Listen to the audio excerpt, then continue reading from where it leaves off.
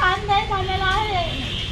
ती जितेंद्रची इथं कामाला होती, पण त्याने तिच्यावर शरीर सुखाची मागणी केली।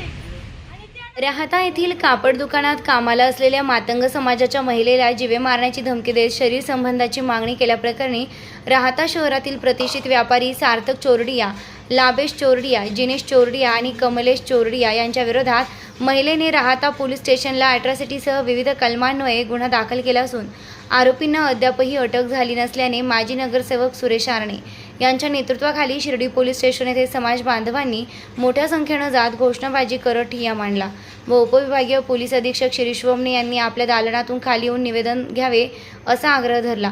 उपविभागीय अधिकाऱ्यांची वरिष्ठांसोबत महत्त्वाची मीटिंग सुरू असल्याने खाली यायला उशीर होत होता आणि एकीकडे समाज बांधवांनी घोषणाबाजी सुरू ठेवत पोलीस स्टेशन परिसर दणाणून सोडला।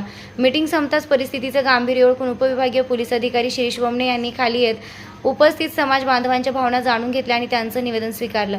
या प्रसंगी उपस्थितांनी आपल्या भावना व्यक्त करत रोष व्यक्त केला, तर महिलांना बोलताना थेट रडू कोसळले। लवकरात लवकर आरोपींना अटक व्हावी अशी मागणी करत येत्या 25 तारखेपर्यंत आरोपींना अटक न झाल्यास राहाता शहरात मोठे आंदोलन छेडण्याचा इशाराही सुरेश आरणे यांनी दिलाय। यावर निर्णय घेतलेला नाही। ही महिला, ही मुलगी अतिशय घाबरलेली आहे।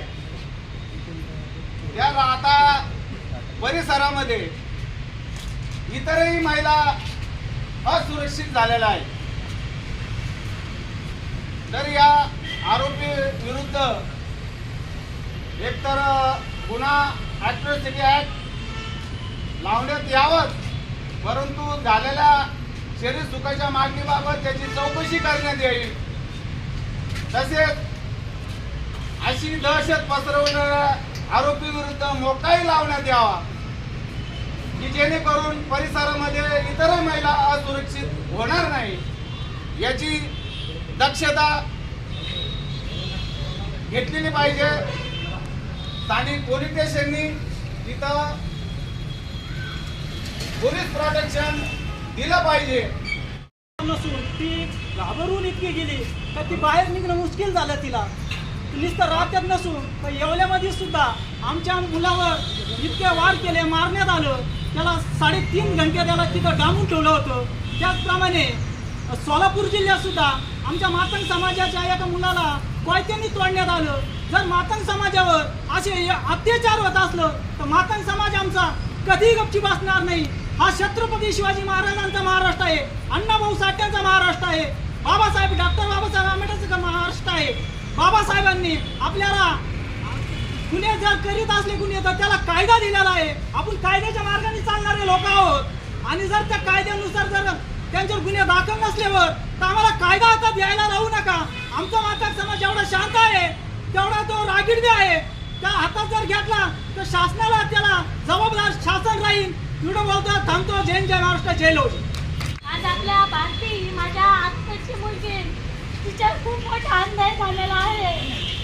ती जितेंद्रची इथं कामाला होती, पण त्याने तिच्यावर शरीर सुखाची मागणी केली आणि त्यानंतर तिला कोयता दाखवला। माझ्या मिस्टरांनी तिला विहिरीवरून धरून आणलेलं आहे आणि त्यानंतर आम्ही तिला विचारायला गेलो, तिचा मिस्टर माझे, तर यांनी माझ्या मिस्टरांना, माझ्या घरच्यांना मारहाण केली आणि माझ्या एका भावाचा हात तुटलेला आहे। आता तो तिथं शिर्डी दवाखान्यामध्ये ऍडमिट आहे आणि यांनी आमच्यावर अत्याचार केला।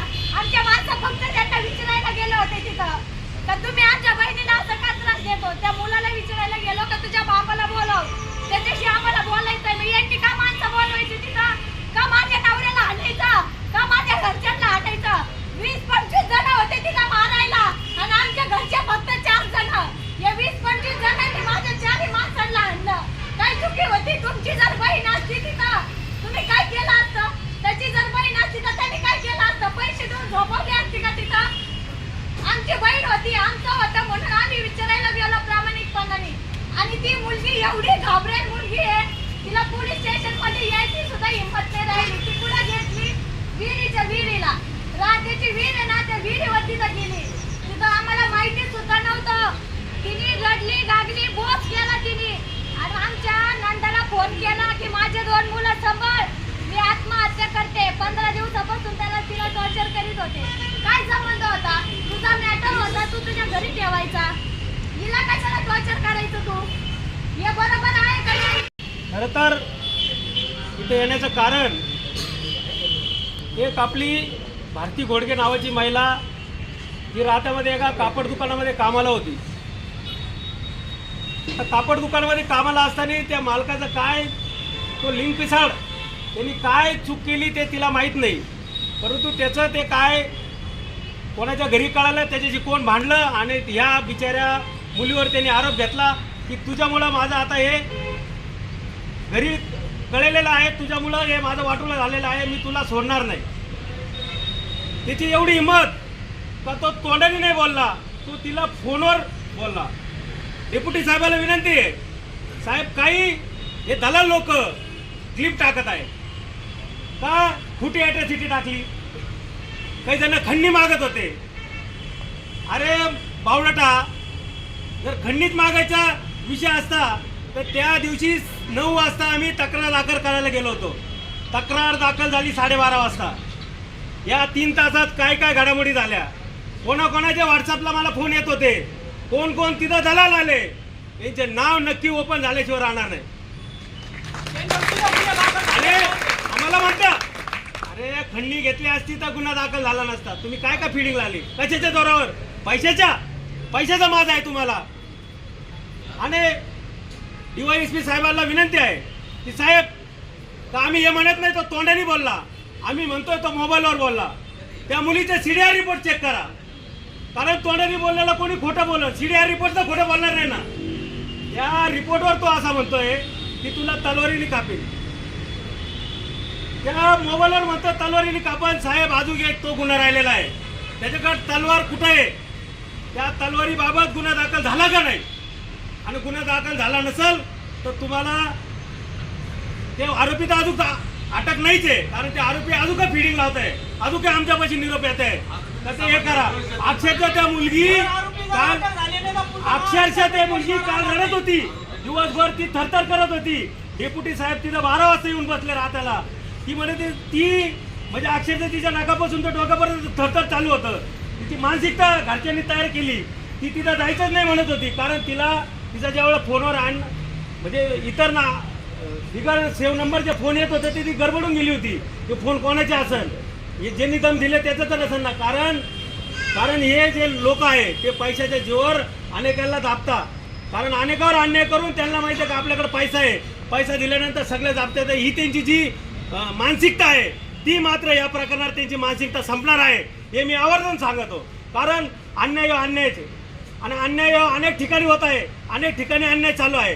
म्हणजे मातंग समाज शांत आहे म्हणून संत नाही, कारण त्याच्या हातातही लवजीची तलवार घेण्याची ताकद आहे. अण्णाभाऊचा पेन, बाबासाहेबाचा संविधान जर त्याच्या डोक्यात असेल तर त्याच्या मनगटात एवढी ताकद आहे की अशा अन्यायाला तो प्रतिकार देऊ शकतो. परंतु साहेब आम्ही न्यायाला मानणार आहे, आम्ही संविधानाला मानणार आहे, आम्ही फक्त तुमच्याकडे न्यायच मागणार. आम्ही कुठेही जाऊन न्याय व्यवस्था बिघडेल असं वागणार नाही.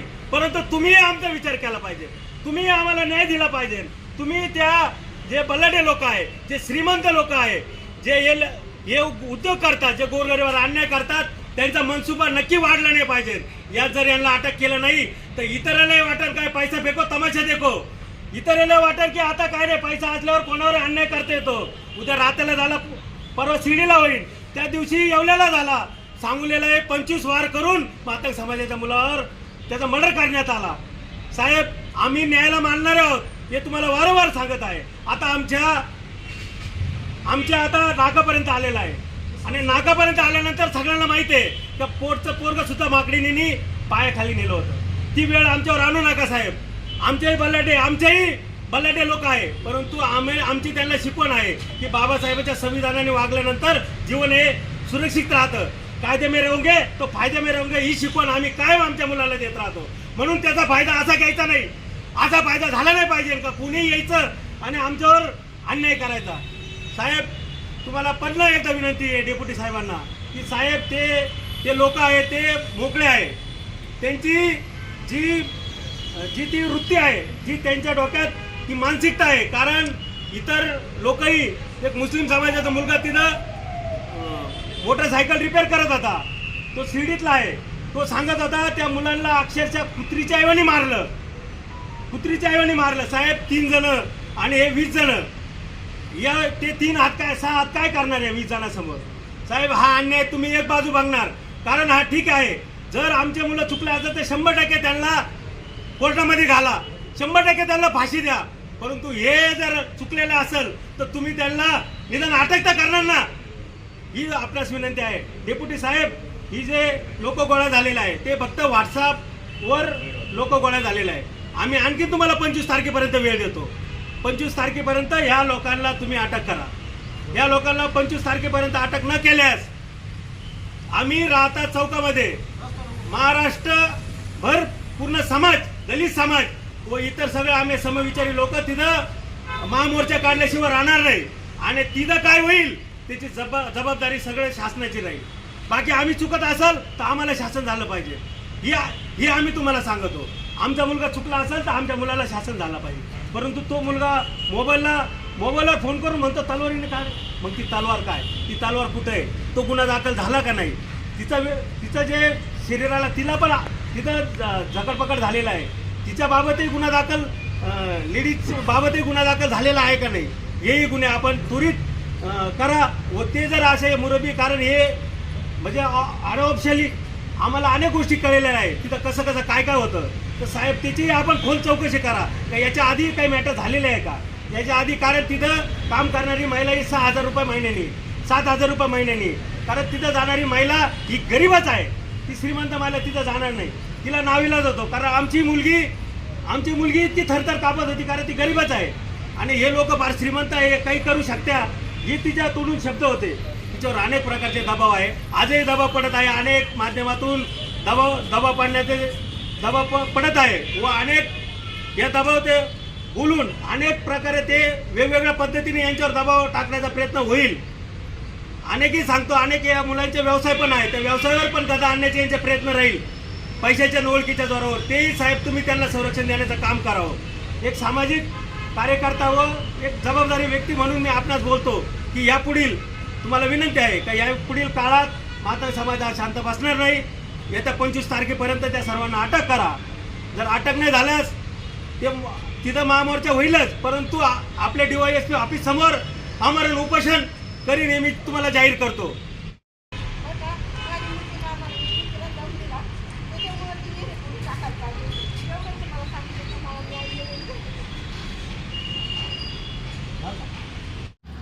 प्रतिनिधी प्रशांत अग्रवालसह सुवर्णा ताकटे, साई न्यूज शिर्डी.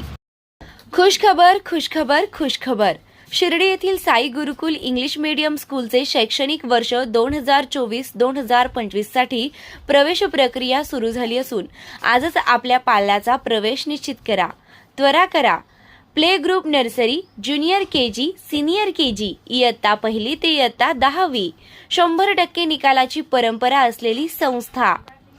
नवीन भव्य इमारती, डिजिटल क्लासरूम, विविध खेळांची सुविधा, अनुभवी शिक्षक वृंद, स्पोकन इंग्लिशवर भर, पुस्तकांबरोबर प्रत्यक्ष अनुभवातून शिक्षण, सांस्कृतिक कार्यक्रम यांसह विविध वैशिष्ट्ये असलेली अग्रणी स्कूल.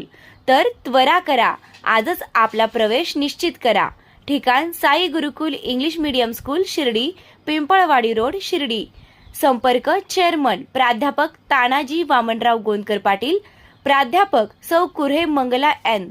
मोबाईल क्रमांक 9822080163 तसेच 7350962585. आमदार राधाकृष्णजी विखे पाटील आणि खासदार डॉक्टर सुजय विखे पाटील यांच्या मार्गदर्शनाखाली एअरपोर्ट रोड लगत शिर्डी हद्दीत साईच्या ग्रुपच्या माध्यमातून रामनगरीचा भव्य प्रोजेक्ट.